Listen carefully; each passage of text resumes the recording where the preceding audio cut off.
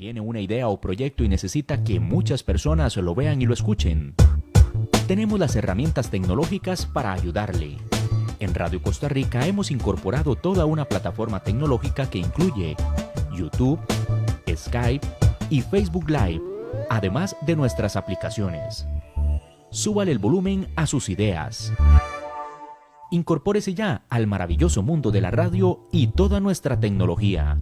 Para mayor información visite nuestro sitio web o llámenos 8377-4416. Radio Costa Rica, mucho más que una radio.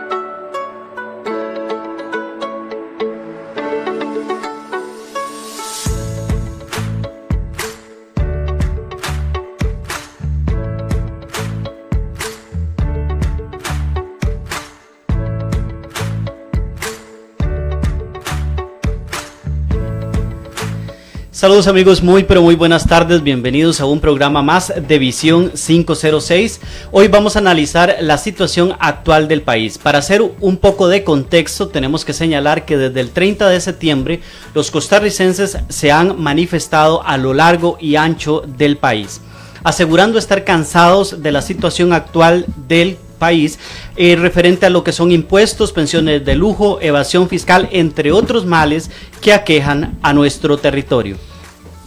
También cabe señalar que la gota, como se dice popularmente, que derrama el vaso es cuando el 17 de septiembre el señor presidente de la República, Carlos Alvarado Quesada, presenta a la opinión pública su propuesta para negociar 1.750 millones con el Fondo Monetario Internacional.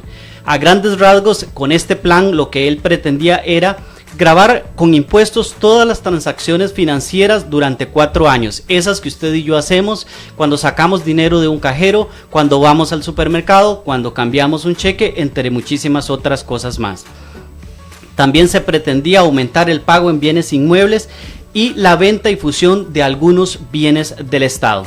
En cuanto a la contención del gasto, se establecía la movilidad voluntaria de 7,000 empleados públicos, recortar la deuda política y lograr con esto un superávit del 2% del PIB. Sin embargo, para el día 4 de octubre, el presidente desiste de esta propuesta ante el Fondo Monetario Internacional. Cabe señalar que ya no era aceptada ni por el pueblo ni por la Asamblea Legislativa. Sin embargo, aún así, esto no ha detenido las manifestaciones del pueblo costarricense y se mantienen en la calle hasta el día de hoy. Para analizar este tema tenemos que darle la bienvenida, muchísimas gracias por estar con nosotros, al señor José Gabriel Rivas Duca. Él es biólogo, activista, ecologista. Vamos a ver su posición, su análisis de toda la situación que está viviendo el país. Primero, don José, vamos a señalar que si bien es cierto el presidente presenta este proyecto para el préstamo con el Fondo Monetario Internacional un poco desequilibrado, 80% que eran impuestos, que era para el pueblo y solo un 20% para la contención del gasto. Esto no es la esencia, la raíz va muchísimo más allá y podemos decir, como lo dije anteriormente, esta es la gota que derrama el vaso. ¿Hace cuánto viene dándose esta situación? Claro, bueno, primero que todo, muchísimas gracias por la invitación. Para mí es un gran honor, Oscar, que me hayan invitado acá a Radio Costa Rica, y muchísimas gracias por permitirme, como biólogo y activista ecologista, dar una opinión y tratar de presentar también desde lo que llamamos la ecología social, cuál es la crisis, porque estamos en una crisis muy profunda. Entonces, como desde la ecología social podemos decir que primero que todo, y eso no lo debemos olvidar, estamos en un proceso de colapso ambiental, que viene de hace más o menos unos 70 años, en donde hemos llevado adelante un modelo productivo sumamente agresivo en relación a la naturaleza. O sea, que hemos ido perdiendo recursos naturales, hemos ido perdiendo lo que se llama espacio ambiental, y hemos llegado a tal situación en este momento a nivel mundial, y no es culpa de todas las personas, sino de los grandes consumidores, de los grandes derrochadores, en que ya no hay un verdadero espacio ambiental para que el capital se pueda expandir. Esto es algo sumamente importante. O sea, que ya no hay un espacio ambiental, por lo tanto, el mismo capital ya no se puede expandir. ¿Significa qué? Que ya no podemos seguir destruyendo bosques, ya no podemos seguir destruyendo fuentes de agua, ya no podemos seguir destruyendo ríos, ya no podemos seguir destruyendo mares, porque lo que queda en este momento se ha vuelto absolutamente vital para la sobrevivencia de los 7.800 millones de personas que somos en el mundo. Igualmente no podemos seguir destruyendo suelo, fertilidad de suelo, no podemos seguir contaminando con pesticidas, no podemos seguir matando polinizadores como las abejas, por ejemplo, las aves. No podemos seguir destruyendo. Hemos llegado a un límite.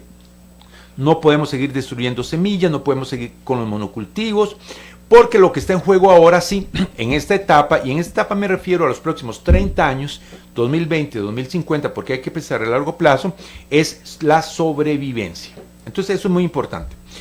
¿Qué estamos viendo desde un punto de vista termodinámico, como diríamos también en biología? Bueno, lo que estamos viendo ahora en este momento es el colapso del neoliberalismo. En Costa Rica también y en el mundo también. ¿Por qué? Porque desde hace 40 años se ha introducido, se ha desarrollado un sistema que es claramente contrario a la lógica también ecológica, ambiental o ecología social. El modelo neoliberal que empieza realmente cuando Margaret Thatcher llega al poder en Inglaterra en 1979, Ronald Reagan gana las elecciones del 79 en Estados Unidos y llega al poder a principios de 1980, o sea, hace 40 años, tiene una característica que es absolutamente antinatural, y es que por definición tiende a ultra concentrar el capital, la riqueza en muy pocas manos. Si alguna persona de las que nos escucha va a un bosque o sale inclusive al mismo parque, bueno, ahora ni se puede ir a los parques, va a ver que los ecosistemas funcionan con un sistema de equilibrio dinámico. A nadie le falta nada. Vaya a un bosque, trate de ver un mono, qué come el mono, qué necesita la planta, qué necesita la mariposa, qué necesitan las aves, qué necesita, por ejemplo, otro mamífero, etc. Hay un equilibrio dinámico y por eso es que el sistema funciona a largo plazo, a muy largo plazo, porque hay una relación de igualdad en la distribución de los recursos, de la energía y los materiales, o sea, de la riqueza, llamémosle así. Pero, ¿qué ha pasado en Costa Rica, por ejemplo, y en el mundo? En los años 80 éramos uno de los países más igualitarios del mundo, ahora somos uno de los países más desiguales del mundo. En este momento, en Estados Unidos, 165 personas tienen más riqueza, más capital acumulado que 165 millones. Es increíble, ¿verdad? Sí. Y en Costa Rica, bueno, ya se ha indicado que hay un pequeño grupo de poder que ha acumulado tantísima riqueza en este periodo. En el caso de Costa Rica, bueno, primer plan de ajuste estructural 1982, pero ante todo, a partir de la primera administración Óscar Arias Sánchez, 1986, es que este proceso se ha dado. Por lo tanto, hay un tremendo desequilibrio. Tremendo desequilibrio porque en este momento hay una tremenda pobreza también en el país, que no es solo consecuencia de la pandemia, no, habían cosas estructurales antes de ella. Entonces, ¿cómo nos veíamos en febrero? 1 millón de personas en la informalidad, 46% de la población económicamente activa. Habían 309,000 personas, 12% desempleadas. Y ahora la situación es muchísimo peor. La Universidad de Costa Rica nos indica que el 79% de las personas en Costa Rica hemos tenido una reducción de nuestros ingresos. Significa que si estábamos en la miseria, estamos aún más míseros. Si estamos en la pobreza, hemos caído en la miseria. Y hay un bloque muy grande de clase media que está cayendo en la pobreza. Por lo tanto, ¿qué es lo que vemos en la práctica? Toda esta revuelta que estamos viendo, bueno, eso lo podemos catalogar como una rebelión antineoliberal. Y desde el punto de vista de la ecología social es una rebelión popular que exige el regreso a una situación más igualitaria en la distribución de los materiales, energía, de la riqueza, que exige que regresemos hacia un estado de equilibrio dinámico armónico. Señor Rivas, por ejemplo, dice usted que esto surge básicamente a partir de la primera administración de don Óscar Arias Sánchez. ¿Qué es lo que sucede? Para que a la gente le quede claro, tal vez vamos a desmenuzarlo bien. ¿Qué es lo que sucede a partir de esta administración que las cosas cambian. Algunos concentran demasiada riqueza y otros van perdiendo lo poco que tienen. ¿Qué es lo que sucede ahí, socialmente hablando? Socialmente hablando, ocurren ciclos, en este caso ciclos de acumulación, redistribución y ultraconcentración de nuevo de capital en el capitalismo, valga la redundancia, de riqueza en el capitalismo. Hay dos momentos históricos muy importantes que no se nos deben olvidar porque es la repetición hoy en día de lo que sucedió en ese momento. Uno, la llegada de Alfredo González Flores, 1917, al poder, con el lema que los ricos paguen como ricos y los pobres paguen como pobres. ¿Por qué? Porque era tal el estado de miseria, también producto de la Primera Guerra Mundial, acordémonos, 1914-1918, que había una necesidad de redistribución, porque había una crisis económica objetiva también a nivel internacional, una crisis imperialista. Las potencias imperiales peleándose, Alemania, Francia, Inglaterra, luego Estados Unidos, por redistribuirse el mundo. En el caso de Costa Rica, González Flores vio claramente que había una necesidad de redistribuir la riqueza para que hubiera una armonía. ¿Qué sucede? Le dieron un golpe, los Tinoco. Y parecía muy lógico, vamos a redistribuir la riqueza para que no haya tanta pobreza, tanta miseria, y para que la gente pueda consumir al menos lo mínimo, lo necesario y lo óptimo, también desde el punto de vista socioeconómico y socioambiental. Pero llegaron los Tinoco, militaristas, militarizando el país, ministro de guerra, golpe de Estado. Luego el pueblo se rebeló en serio con el asesinato del hermano de Tinoco y luego el dictador tuvo que irse. Un gran triunfo social.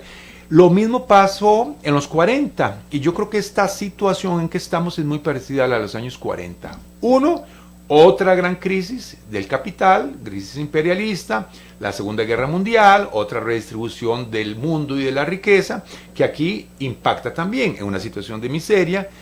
Calderón Guardia, Rafael Ángel Calderón Guardia, se ve en una situación compleja, hay un círculo armonioso, un círculo virtuoso, que es iniciado por Manuel Boada Valverde y Monseñor Sanabria, y el pueblo organizado, por supuesto, porque todas estas rebeliones son el pueblo. Si el pueblo no sale a la calle, no hay revolución, no hay rebelión. Pero se le da una opción también a Calderón Guardia y a un segmento de la oligarquía a que recapacite. Significa un proyecto de reforma social inspirado en parte por las ideas comunistas de Boada Valverde, pero ante todo por la reforma social de la iglesia en Monseñor Sanabria. Calderón Guardia lo ve, lo acepta, se rebela inclusive contra la gran oligarquía que lo había llevado al poder y se da una reforma social muy importante, que no fue suficiente, porque después vemos con Teodoro Picado, un gobernante débil, un gobernante que no tiene la suficiente visión, lamentablemente como lo tenemos en este momento, por el momento, se ve que no es suficiente. Y viene la revolución de 1948. Entonces, en ese sentido, hay reseteos, llamémosle así, en la lógica capitalista. En este momento estamos igualmente en un reseteo, pero a nivel universal, a nivel mundial, en el cual se dan las siguientes características. Uno, como ya no podemos ampliar el pastel, el planeta desde el punto de vista ambiental no se puede ampliar, no se puede inflar, ¿qué hace el capital? Ya no puede desarrollarse sobre lo productivo, entonces se desarrolla sobre lo especulativo, sobre la especulación financiera.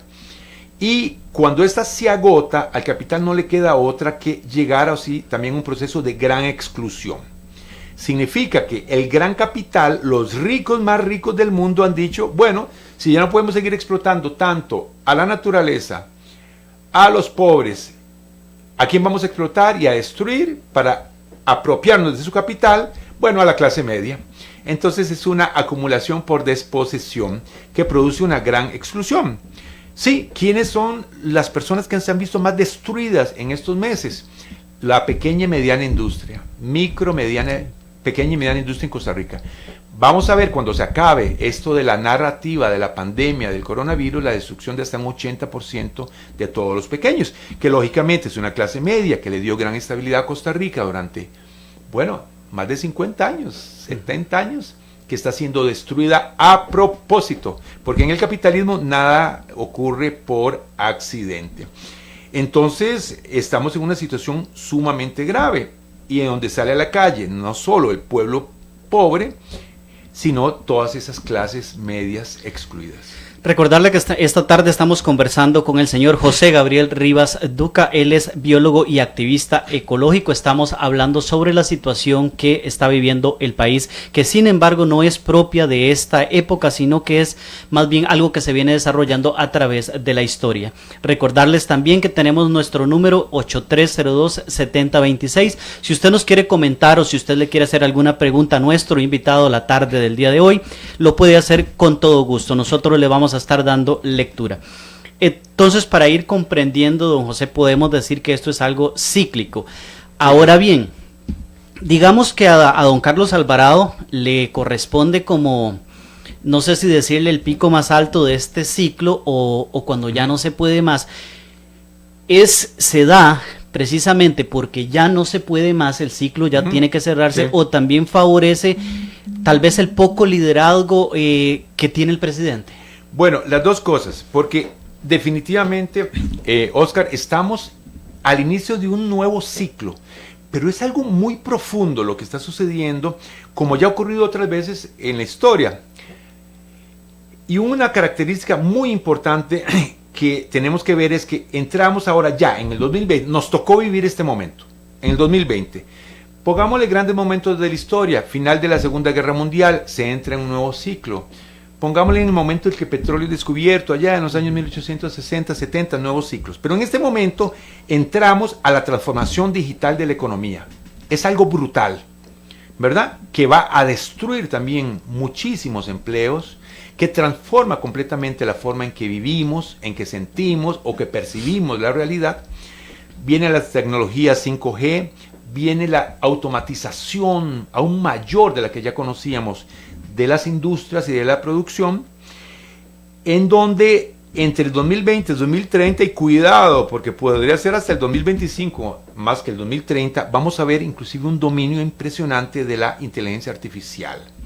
La nueva generación, yo al menos tengo un hijo de 17 años que está terminando quinto año y quiere estudiar ciencias de la computación. No me extraña, sí, porque es el mundo que está en este momento alrededor, en donde la misma inteligencia artificial va a modificar muchísimo nuestras conductas y la forma de producción. ¿Pero qué significa eso? Que vamos hacia una nueva era inclusive transhumanista, eventualmente una integración un poco de la máquina con el ser humano, lo que se llama los cyborgs. Ya no sabemos si son máquinas humanas o vamos a ser humanos-máquina. Yo creo que nosotros dos todavía vamos a ver eso. Sí, todavía, ¿verdad? Tal vez lo logremos. Que nos implanten un chip o nos pongamos un casco y eso nos da un conocimiento increíble. Por el otro lado, entramos ya claramente a la era pospetrolera. Y vuelvo a lo que yo decía al inicio. Cuando hablamos que tenemos que, aquí también en Costa Rica, defender el espacio ambiental, defender la naturaleza, defender lo que nos da vida, pero como si fuera una cuestión de vida o muerte, es porque hay una gran tentación en este momento que para salir de la crisis, porque luego me voy a referir a la que nosotros también proponemos para salir de la crisis, hay una gran tentación a salir creando minas de oro, explotando petróleo. Eso es absurdo, porque ese mundo ya no existe y no va a existir. ¿Por qué? Porque en la era postpetrolera ya se declaró la muerte del motor de combustión interna. Por cuestiones políticas, por cuestiones climáticas, por cuestiones ecológicas. Sí, pero se declaró. Alguien me decía, no, yo voy a seguir teniendo un carro con motor a gasolina o diésel. Y yo le digo, ¿y quién lo va a fabricar? Las fábricas ya están listas y ya están produciendo cada vez más baratos los carros eléctricos.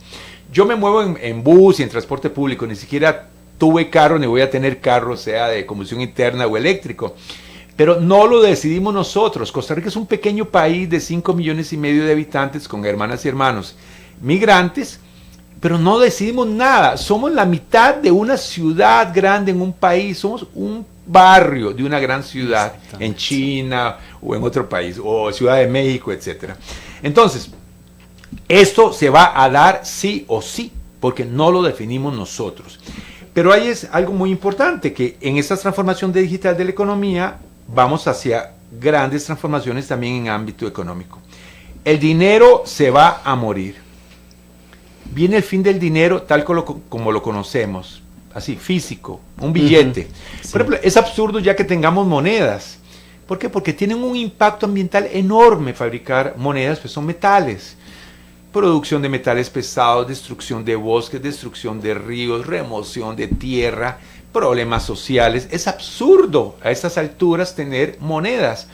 Quedarán para las personas coleccionistas. Si tienen monedas todavía, no las usen, agarren las mejorcitas, sáquense colección porque va a valer dinero en el futuro.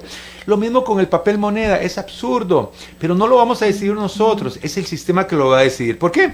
Porque vamos a una era, en principio, de mayor control. Bueno, tampoco es que yo lo deseo, que tengan total control sobre nosotras y nosotros, las máquinas, los servidores, pero democráticamente también nos podemos organizar para esa transición. El nuevo mundo puede ser feliz, pero en el buen sentido. Puede ser una utopía, que es el sueño positivo, pero puede ser una distopía, que es una pesadilla. Entonces, hacia ese mundo vamos y no lo podemos obviar. Pero se me ocurre, don José, que ciertamente... Ahora, perdón, y respondo. Entonces, las grandes transiciones de la historia, los grandes momentos de la historia, requieren de grandes actores y actrices, que están y son, o están y no son. Tristemente en este momento y muy respetuosamente, porque fue electo por el pueblo, pero don Carlos Alvarado no está a la altura de la historia. Él no tiene la altura de un Calderón Guardia, de un González Flores, de un Manuel Mora, ni de un Monseñor Sanabria. Vea que ni siquiera quiso a recibir al arzobispo.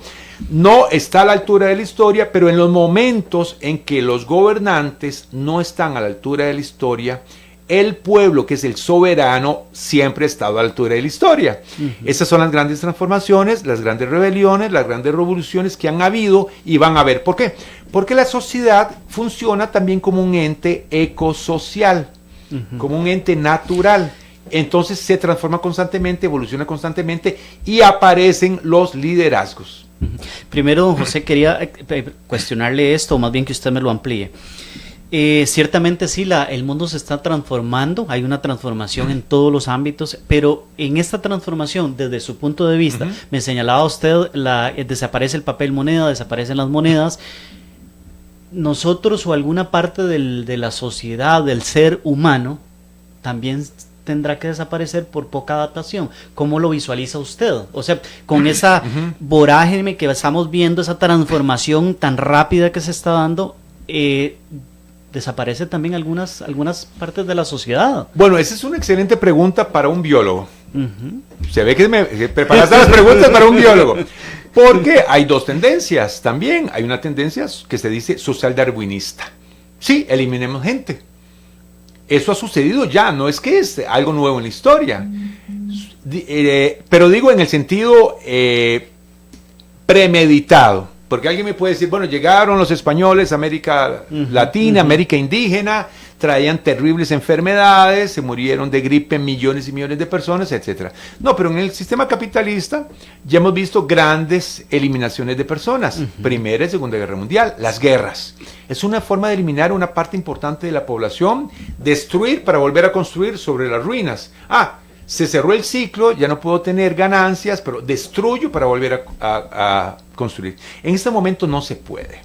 ¿Por qué? Porque hay un equilibrio de poder termonuclear entre Estados Unidos, Inglaterra, Francia por un lado, por el otro Rusia, China. Los grandes bloques de poder. Porque también hay poderes hegemónicos que surgen, en este caso China, uno que decae, Estados Unidos es evidente, otros que están ahí en el medio, viendo a ver a dónde se van a arrimar cuando algún grande gane, igual como el juego de Atenas y Esparta en la Grecia antigua.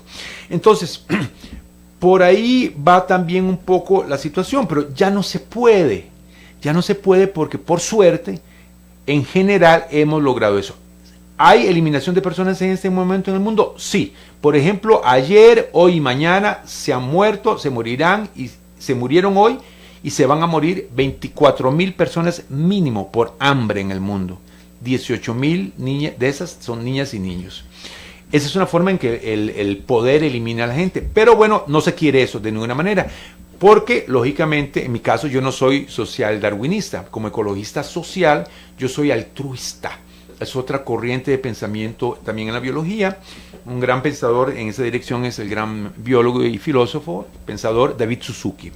Entonces, nosotros como ecologistas sociales queremos que todo el mundo viva en un equilibrio dinámico armónico, en donde necesariamente tiene que haber una distribución de esa energía y materiales, de esa riqueza armónica, que asegure a cada persona, sin ningún tipo de discriminación, lo vital. En nuestro caso decimos lo mínimo vital para tener una vida digna, sin excesos, porque claro, queremos una sociedad en donde haya el menor uso posible de materiales y energía, el mejor uso posible de materiales y energía. Y alguien me puede decir, bueno, es que precisamente en medio de la miseria que hay ahora, en mínimo el 40% de la población nacional, más otro casi que 40% ahora que se está viendo sumamente estrujado, mucha gente aprendió a vivir con lo mínimo. Ah, bueno, pero un momento, pero está en buen estado mental, tiene futuro, tiene ocio, tiene acceso a la cultura, está tranquilo. En ese momento ya más del 50% de la población de Costa Rica está en una seria situación psiquiátrica, según me dice una amiga psicóloga clínica. Entonces nosotros queremos que haya una redistribución, y ahí vamos al meollo del asunto actual, porque no queremos obviar lo que está pasando ahora en este momento. Entonces, ¿qué está sucediendo ahora? Ha habido una ultra concentración de la riqueza en el país, explota como una rebelión popular antineoliberal, dirigida por los líderes que tuvieron que surgir también en este momento, y no queda otra que la redistribución de la riqueza. Costa Rica despertó y los ricos van a tener que pagar. Significa que van a tener que acceder a la redistribución de la riqueza. Pero eso no es solo aquí, en otros lados ya se sabe. Inclusive ricos entre los ricos están diciendo, como Warren Buffett en Estados Unidos, yo quiero que me cobren más impuestos, yo quiero que me cobren más impuestos. ¿Por qué? Porque están viendo que hay una guillotina que se está poniendo ahí en las plazas, como en la Francia revolucionaria. Y en el caso de Costa Rica es evidente. Y es tan evidente, y ese es el problema para nuestro presidente, que propone un plan con el Fondo Monetario Internacional cuando todo el mundo ya le había demostrado, y terminó de demostrárselo el mismo ex ministro de Hacienda, Rodrigo Chávez, que no es necesario. ¿Por qué? Porque en nuestro ecosistema financiero, la evasión fiscal, la elusión fiscal, el contrabando y el lavado de dinero y la droga es muchísimo más que el déficit. Entonces, viéndolo de manera termodinámica, el desequilibrio está dado por una cuestión no objetiva, sino subjetiva política. El sistema, los que han estado en el poder en otras administraciones, en la anterior y en esta, no quieren cobrar los impuestos, no quieren que los ricos paguen como ricos, pero el problema es que los pobres están pagando como casi ricos y más en relación a su nivel de pobreza. Esto no puede continuar. Recordarles nuevamente, estamos en esta tarde conversando con el señor José Gabriel Rivas Duca, es su visión de biólogo y activista ecológico. También señalarles el número 8302-7026, si usted quiere ser partícipe de nuestra conversación en esta tarde, está abierto para todos ustedes con sus consultas, comentarios o aportes a esta conversación. Somos Visión 506 y estamos todos los martes al ser las 5 de la tarde por Radio Costa Rica. Señalaba usted anteriormente que el presidente actual no está a la altura de la historia. También mencionaba usted una posible nueva revolución al cierre del ciclo, o se mejoran las cosas, o más bien esa es la pregunta, ¿se mejoran las cosas? ¿Se distribuye la riqueza equitativamente, los impuestos equitativamente, o surge la revolución? Sí, y por eso yo personalmente creo que estamos en una situación muy parecida a los años 40. ¿Por qué? Porque son actores, actrices parecidas, situaciones parecidas y desenlaces parecidos. En este momento, ¿qué estamos viendo? Bueno, estamos viendo una revuelta. ¿Por qué? Porque no podemos continuar con esa desigualdad social. Entonces necesitamos recrear un equilibrio armónico, una clase media, si queremos verlo así, y eliminación de la pobreza, porque es inaceptable la pobreza, además en uno de los países más ricos del mundo, como Costa Rica. Entonces el pueblo se rebela. El pueblo dice no a un plan con el Fondo Monetario Internacional, que es 80% un paquetazo tributario, un 20% un cierto ajuste estructural. que el mismo exministro Chávez, que por supuesto fue renunciado, Sí, sí. tiene cosas que a mí me parecen positivas, otras no, pero es evidente que él nos dijo cosas porque lo renunciaron y después empezó a hablar. Parece como a Celso Gamboa ahora, no quiero equiparar a los dos, pero el señor Chávez nos ha dado información valiosísima que ya se sospechaba de cuál es el problema. Exactamente. No se cobra quien tiene que cobrarse, las amnistías tributarias. Si alguien en otro país supiera, alguien hubiera dicho todo eso que pasa en el Ministerio de Hacienda, pongámoslo en Austria, inmediatamente hubiera habido una revolución popular. Porque es inaceptable lo que supimos, lo que no se cobra, lo que pasa en aduana, lo que pasa en... etcétera, etcétera. Entonces, no es necesario. ¿Por qué? Porque además el Fondo Monetario Internacional no son angelitos, o angelitas, porque está dirigido por una economista de origen búlgaro, la señora Kristalina Georgieva. Entonces, eso va con consecuencias, y es lógico que es privatización de activos públicos y una total transformación de la economía para volverla ¿qué? Aún más desigual, porque es que eso es lo que hace el Fondo Monetario Internacional. Veamos el caso, por ejemplo, de Argentina.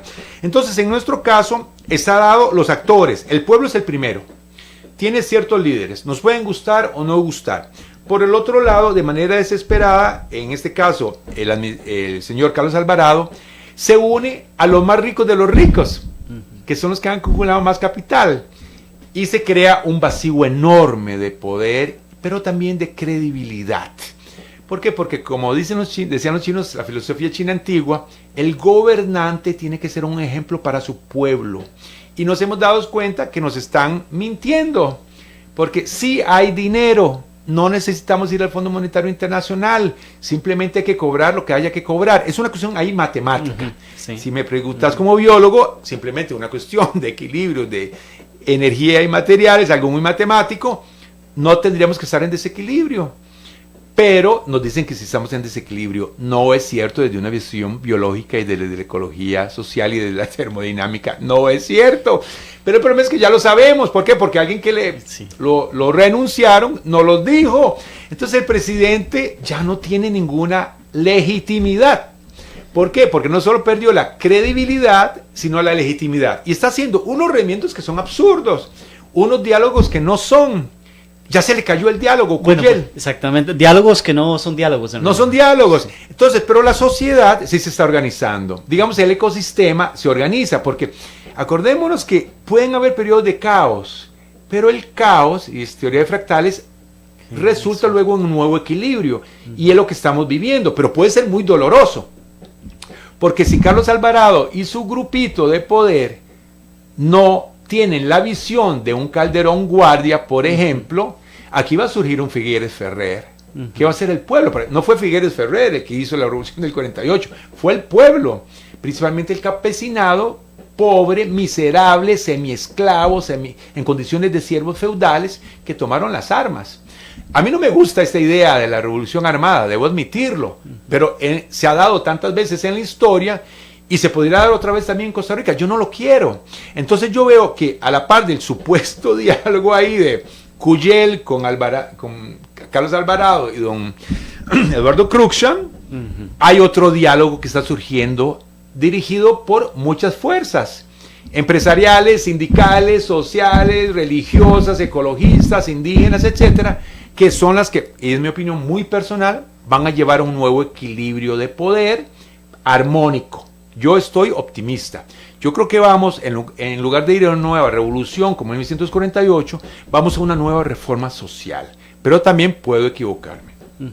Me gustaría retomar precisamente lo del préstamo con el Fondo Monetario Internacional.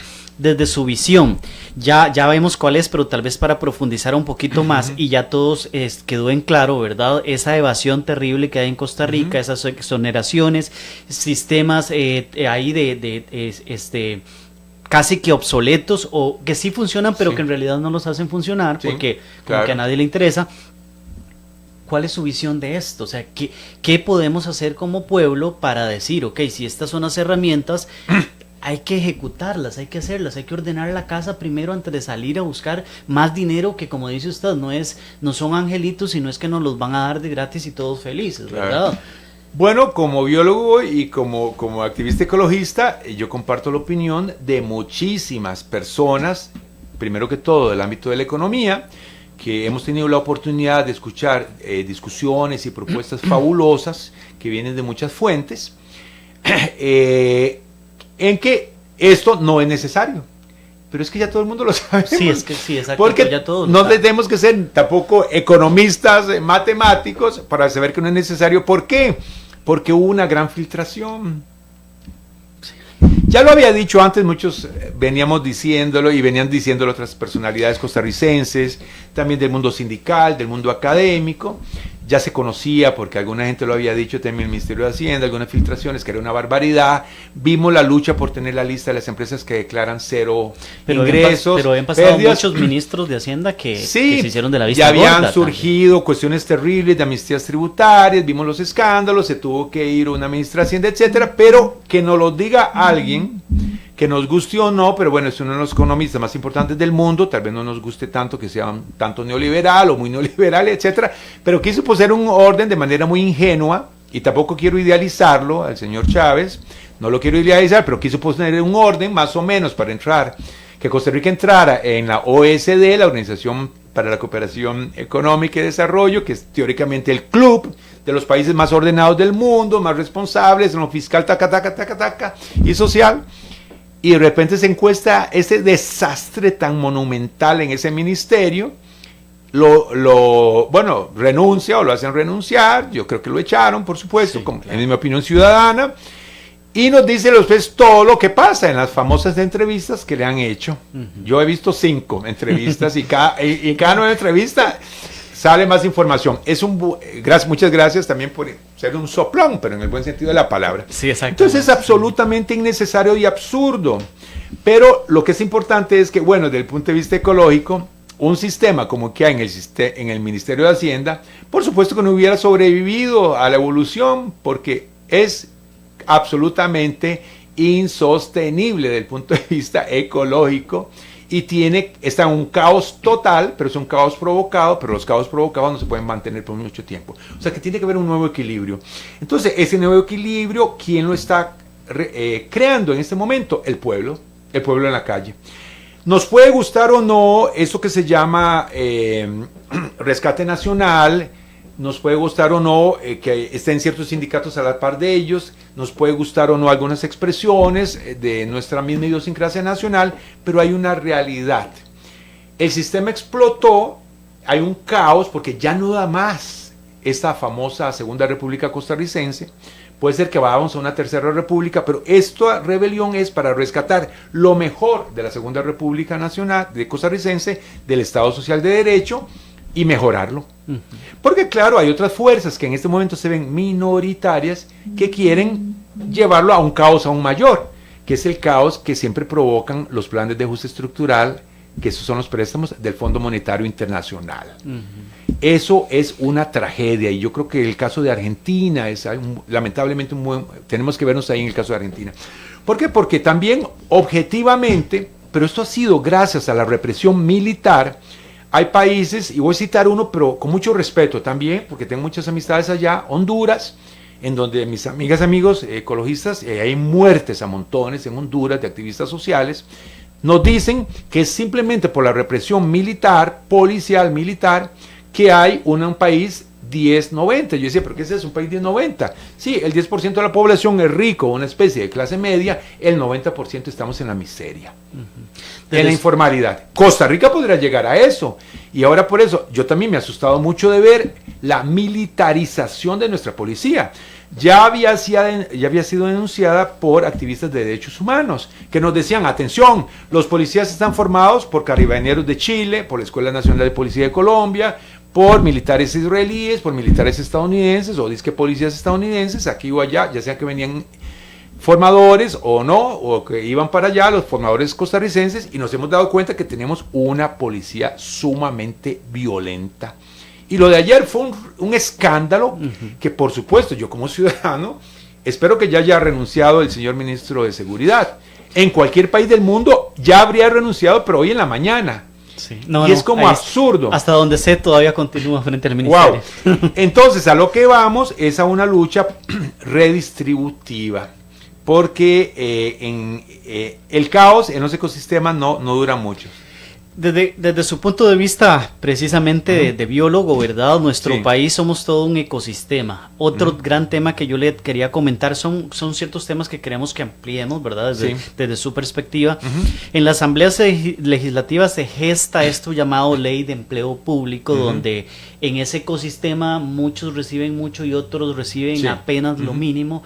¿Cómo lo visualiza usted? ¿También es parte de ese equilibrio? Porque si no, no conseguimos... Sí, hay desequilibrios porque evidentemente, lógicamente hay una clase gerencial ligada al neoliberalismo que tiene salarios abusivos, pero son muy pocos, en realidad. A mí me gustaría también que ocurriera como en México. En México el nuevo presidente publicó la lista completa de todas las personas empleadas, empleados públicos, con sus salarios correspondientes. Por ejemplo, nos dimos cuenta que una gran actriz, que es una actriz indígena, que era maestra, y creo que todavía lo es, bueno, no sé si ya abandonó eso, que apareció un gran filme que se llama Roma, ganaba un sueldo muy, muy bajo, y se volvió una gran actriz. Bueno, nos dimos cuenta de todo. Aquí debería haber una transparencia total. En los ecosistemas hay una transparencia total. Cuando los vemos muy bien las relaciones de poder, entre comillas. Entonces aquí deberíamos hacer lo mismo, pero no la hay. Entonces, claro, hay abusos. Hay gente que tiene salarios increíbles en los bancos públicos. Hay desequilibrios, pero no es la mayoría, porque en este momento tan dramático de nuestra historia nacional, nos hemos dado cuenta, y es una cuestión también que yo la veo personal, que la mayoría de las personas empleadas públicas tienen salarios muy normales de lo que llamaríamos clase media, de equilibrio dinámico, llamémosle así, y que en este momento están ayudando a sobrevivir a 3, 4 personas mínimo. Precisamente le iba a señalar eso. Perdón, entonces, no es creando más caos como se va a resolver el problema, sino es eliminando las discontinuidades, las disparidades.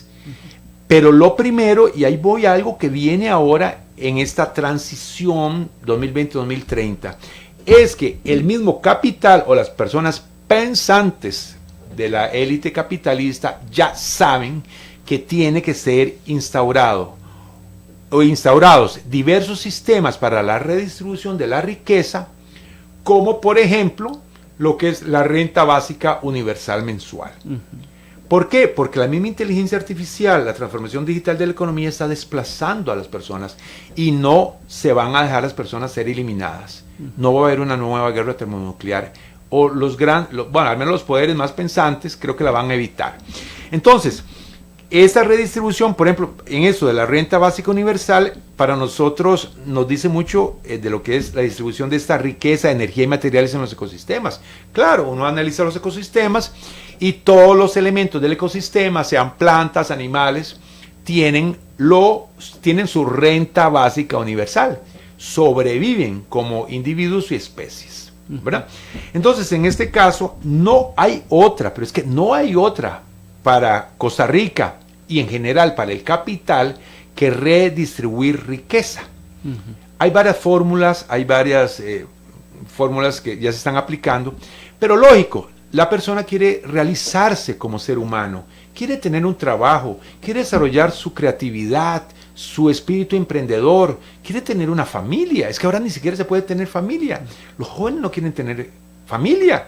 Casi que se va a extinguir la humanidad porque los jóvenes no quieren tener, porque bueno, yo tengo 59 años, ¿verdad? Pero veo que les están dejando un mundo sin esperanza. Bueno, hay que recuperar también la esperanza. Entonces, por eso, vamos precisamente más bien a lo inverso. Eso es un absurdo. Esas leyes de empleo público es un absurdo termodinámico. Porque no se trata de reducir los salarios excesivos, sino de eliminar empleo público, o sea, empleados y empleados públicos. Crear más pobreza, eso no es. Hay que racionalizar los sistemas, como en el Ministerio de Hacienda, de que también este señor quería unir todos los sistemas informáticos para que funcionaran y no lo dejaron, porque lo que quieren es que no funcionen los sistemas. Claro. Entonces, no, eso realmente hay que rechazarlo. Visto desde su punto de vista, sí hay ciertos ajustes que hacer en cuanto al empleo público. Muchas personas... A las pensiones de lujo. Sí, exactamente. Y lo que la sociedad en general critica es que Por ejemplo, incluso hay ciertos presidentes de algunas instituciones gubernamentales que ganan más que el presidente. Entonces, entonces se ve un poco de desequilibrio. Pero señala usted también, si le entiendo bien, que algunos salarios, los más, sería como más bien el salario justo para tener una adecuada calidad de vida. ¿Es así? Exacto, sí, eso en ese sentido es un círculo virtuoso. ¿Por qué? Porque toda disparidad y todo abuso debe ser eliminado. Hay varias aproximaciones a ese problema, ¿verdad? Yo personalmente, si me dicen como ciudadano, yo pienso que ninguna persona debería ganar más de 10 veces el salario promedio. O el salario, más exactamente, mínimo vital. Pero es que mínimo vital no es para que no se muera de hambre una persona, no. El salario mínimo vital es el salario que le permite tener a una persona adecuada alimentación, adecuada educación, adecuado equilibrio psicológico, ocio, que pueda hacer turismo, que pueda darse un lujito, ¿verdad? Que pueda participar como ser incluido, ¿verdad? En el sistema también económico, no como personas excluidas en la miseria, en la marginalidad, en la informalidad. Implica muchas de esas cosas, ¿verdad? Tal vez con esta expresión vivir al estilo clase media, que eso es lo que le ha dado estabilidad a Costa Rica, y eso fue la visión tan grande que tuvieron los próceres de los años 40, antes y después de la guerra civil. Le voy a hacer una pregunta incómoda, no sé. Adelante. ¿Cree usted entonces que en la parte privada, empresa privada, los trabajadores o los colaboradores, como se les denomina ahora, ¿sí?, no tienen los suficientes ingresos como para llevar una calidad de vida adecuada? No, por supuesto que no, porque ¿cuánto es? Bueno, primero hay una cuestión importante. En esta etapa, lamentablemente última del neoliberalismo, el proletariado está siendo prácticamente eliminado. Uh-huh. Estas personas trabajadoras que tenían una relación, en lo que yo llamo la Santísima Trinidad, Estado, patrón, persona empleada. ¿Por qué? Porque el entorno capitalista de las grandes empresas también se están dando cuenta que pueden eliminar esa relación y pueden entonces pedir socios colaboradores. Ah, eso suena muy bonito. Muy bonito. Pero ¿cuánto ganan? Uh-huh. ¿Cuánto ganan en relación al costo de vida en cada país? No, los salarios lógicamente en general en la empresa privada son miserables. Eso no le permite a una persona tener un nivel de clase media. Uh-huh. ¿Cree usted 320,000 colones, 350,000 colones. Uh-huh. Si alquilar un cuarto en Costa Rica cuesta 120,000, 150,000 colones. Un cuarto, ni siquiera una casa. ¿Y cuánto cuesta la educación de calidad? ¿O cuánto cuesta la comida? ¿Cuánto cuesta el abrigo? Recreo. ¿Cuánto cuesta el techo? ¿Cuánto cuesta un metro cuadrado de construcción? Etcétera. Por lo tanto, no, evidentemente no. Por eso nosotros como ecologistas decimos que no es solo la ecosuficiencia, el menor uso de materiales de energía, no es solo la ecoeficiencia, el mejor uso posible de materiales de energía, sino también la justicia redistributiva, que es que todas las personas vivan dignamente. Uh-huh. Por supuesto que hay que poner límites, y nosotros queremos ante todo transporte público en lugar de transporte, por ejemplo, que cada persona tenga un vehículo, pero no queremos que el chofer de un bus sea una persona ultra explotada. Uh-huh. Queremos que el chofer del bus sea también el dueño del bus. Uh-huh. Puede ser que con su hermana, con su primo, etcétera, para que funcione 16 horas diarias el bus y sea rentable. O sea que nosotros también creemos que los medios de producción tienen que estar en manos de quien crea la riqueza. Pero ¿qué estamos viendo ahora? Entonces, una ultra explotación. Hay una película que yo creo que muchas personas que nos escuchan, pero ya se va el tiempo, sí, tal vez la habrán visto, y se la recomiendo porque muestra la distopía, o sea, la visión negativa del futuro. A mí me gusta mucho esta película, ya la he visto como 3 veces y la voy a ver 3 veces más, que es la película que se llama Elysium, con Jodie Foster, una gran actriz uh-huh. estadounidense, y con un actor que creo que es de origen británico más bien, no me acuerdo muy bien, Matt Damon, uh-huh. que es muy conocido, también de unas películas así como policíacas. En esta película, Elysium, que se consigue fácilmente, hay un mundo del futuro, pero con una visión terriblemente pesimista, en donde se ha destruido el planeta prácticamente, es un desastre ecológico. Queda un poco de la población del planeta prácticamente como esclavos en fábricas, mientras que la pequeña élite, ese 1% mundial que tiene en este momento casi que el 80% de la riqueza a nivel mundial, esa pequeña élite vive en unas naves espaciales fabulosas, con unos ecosistemas lindísimos ahí, dando vueltas alrededor del planeta, ¿verdad? Sí. Wow, ¿es eso lo que queremos? ¿O queremos que todo el mundo viva en equilibrio dinámico, armónico aquí en el planeta Tierra? El planeta como paraíso terrenal, verdaderamente, porque el paraíso terrenal es aquí. Pero bueno, estas luchas se están dando y yo espero que la razón impere también en Costa Rica, esta razón termodinámica, llamémosla así, pero no estoy seguro, cuidado. Señalaba usted anteriormente que es otro de los puntos que tenemos por acá, la violencia que hemos vivido en los últimos días, especialmente ayer se dio ese amago de violencia terrible. Señalaba usted que una policía muy militarizada, pero también... Bueno, más bien me gustaría ver su opinión al respecto, porque podemos tal vez decir que el pueblo está como muy cargado. Mi visión, claro, no justificamos, queremos de antemano señalar eso, ¿verdad? No justificamos la violencia en ninguna medida, sino que esta mesa de diálogo tenía que haberse dado hace mucho tiempo atrás, pero no se ha dado. Pero ¿qué percibe usted? ¿Cuál es la lectura que usted le hace a una situación como la que pasó ayer? Bueno, es así. En general, por supuesto que los ecologistas somos pacifistas. Pero hay que ver en este momento el estado psicológico, casi que psiquiátrico, de la mayoría de la población costarricense. Sin justificar la violencia. Porque la violencia ha sido provocada. Entonces, claro, si usted provoca a una persona que está en el desempleo, en el hambre, en la desesperanza, en la exclusión, que está viendo la riqueza verdaderamente... llamémosla así, vomitiva de los más ricos de este país y el descaro, ¿verdad? De todo lo que estamos viendo, de corrupción, de todo lo que está pasando, claro que la gente va a explotar. No, ayer fue clásico y yo supongo que otros responsables policíaco-militares del mundo y de América Latina se deben estar riendo de nuestro ministro de Seguridad, porque fue cómico, fue un montaje, fue tan evidente que fue una provocación que hasta da risa, perdón, pero yo sé que es muy triste todo tipo de violencia, personas salieron golpeadas, espero que no haya salido ninguna persona seriamente lesionada, pero la provocación fue tan burda, por favor. En cualquier país normal del mundo, una persona así debería renunciar, y esta violencia no es nuestro pueblo. O sea, yo conozco al pueblo, yo soy biólogo, y me gano la vida como biólogo, guía turística naturalista, conozco muy bien todo el país, conozco la situación también del país, y el pueblo costarricense es un pueblo muy noble. Pero si se le provoca, como dice nuestro himno, troca las herramientas, cambia las herramientas, pero sus armas, ¿qué eran? Manos, piedras. ¿Que hay provocadores? Por supuesto que los hay en todo lado, y vimos que no tan profesionales. Un personaje dijo que son unas amateurs también esos provocadores. Pero nuestro pueblo es noble, pero tiene un brazo nervudo y pujante. Exactamente, y hoy los medios señalaban también de que hubo infiltración por parte de la policía. A ver, tomándolo desde la parte buena, se infiltraron para ver el actuar, el modus operandi de bueno, no parece, porque exactamente. En esta nueva situación, en donde la información fluye, porque hay millones de ojos, son los teléfonos, son los videos, y miles ahí, ¿verdad?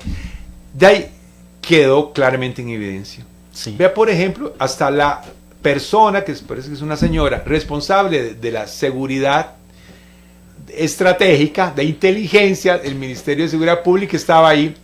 Perdón, pero es que hay que reírse, por favor, o sea, no puede ser. Pero es más grave aún, es más grave porque muestra el deterioro entonces de esta clase dominante, esa pequeño porcentaje de la clase dominante en nuestro país que no está viendo lo que está viniendo. Pero ayer mismo, y hay que rescatar eso también, yo no estuve pero otras personas también que estuvieron ahí me contaron, se inicia un diálogo, no estoy hablando de ese diálogo Cuyel, Álvaro Cruz, que ya murió, sino del otro que está promocionado por la Asamblea de Trabajadores del Banco Popular. Yo no tengo nada que ver con eso, pero me parece como ciudadano que es lo mejor, en el sentido que llegaron más de 60 organizaciones, más de 50 creo, como 57, pero ese fue el primer encuentro nada más, en donde llegaron grupos empresariales, sindicales, solidaristas, cooperativos, religiosos, etcétera, etcétera, ecologistas, etcétera. Todo tipo de gente que está buscando ¿qué? El nuevo pacto social. La nueva reforma social, y que no queremos la nueva guerra civil. Usted lo señalaba muy bien, un famoso mesa de diálogo que iniciaba este 17 de octubre, que ya aparentemente ya murió. ¿Es esto reflejo de la poca capacidad de liderazgo de los que tenemos en este momento en el gobierno? ¿Y hacia dónde vamos si ellos son los que se supone que tienen que tomar la iniciativa? Porque, perdón, pero creo que todo esto que está pasando no tuvo que haber pasado si el presidente, si tuviésemos un líder al mando. Indudablemente, yo creo que están haciendo una pésima lectura y se vuelve casi que cómico. Vean, por ejemplo, este señor Vargas Cuyel. Inmediatamente ya le sacaron, bueno, fueron ustedes los periodistas, una entrevista que le había dado a otra periodista muy conocida en el país, en septiembre, donde él sobre esta negociación sobre Fondo Monetario decía que no, que era imposible que todos los actores fueran tomados en cuenta aquí o allá, porque había que tomar decisiones. Por favor, quedó inmediatamente deslegitimado. Ese diálogo ya murió. Que ni gasten dinero, que es dinero público, para hacer algo el próximo sábado, donde quien se va a ir ahí se quema. ¿Por qué? Porque además, cuidado, estamos a un año y un par de meses de la elección presidencial, ¿verdad?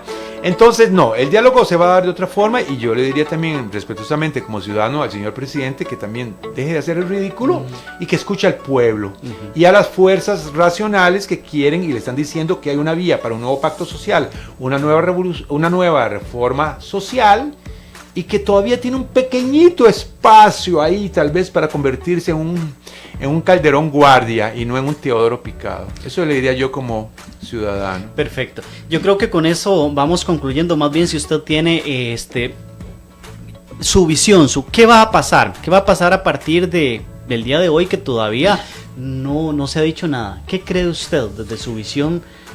Desde mi visión creo que entre comillas, diálogo que no es diálogo, Cuyel, Alvarado, Cruikshank va a fracasar, va a prosperar el diálogo mucho más amplio e inclusivo que están haciendo los actores sociales, que le van a presentar una propuesta racional al presidente y al pequeño grupo empresarial que parece que lo domina.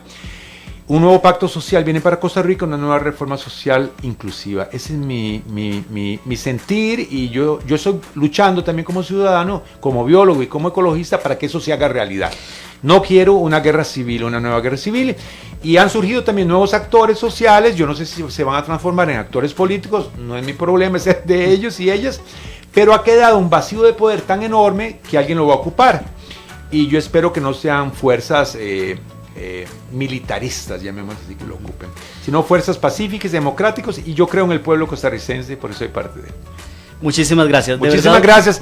Un gran honor que me hayan invitado. Agradezco mucho. Es para mí un gran honor haber estado. Gracias. Muchísimas gracias. De verdad, don José Gabriel. Muy, pero muy interesante. ¿Verdad? Que se aprende mucho. Desmenuzando toda esa situación y tal vez así le podemos aportar algo a la sociedad también para que sea partícipe de este cambio que usted señala. Y gracias por entrevistar a personas de diversos formaciones. Está bien. Muchísimas gracias a ustedes, de verdad que lo esperamos el próximo martes al ser las 5 de la tarde con otro programa igual o similar a este. Hasta entonces.